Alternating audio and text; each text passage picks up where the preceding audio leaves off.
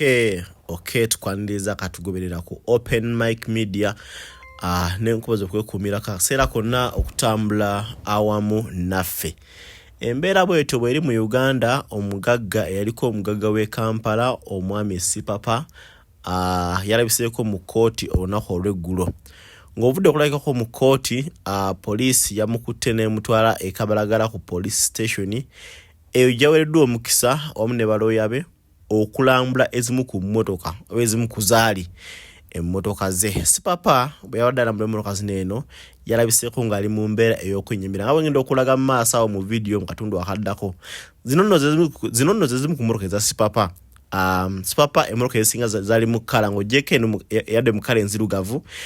Emmotoka ezisinga z'adde akozesa zibadde mu kkala emmyufu olw'ensonga nti ssente ze zibadde ziva mu kuyiwa musaayi. So Papa bw'atyo beerabiseeko olunaku olw'eggulo emmotoka ozirengera ez'ebbeeyi zokka zabadde atambulirangamu, omulizi Audi, omulizi Range Rovers, omuli Jeep, omuli emmotoka ez'ebbeeyi zokka zabadde akoleramu emirimu gye. Kijjukirwa nti Sipapa agenda kuba vidiyo maaso awo ng'ayogerako eri bannamawulire.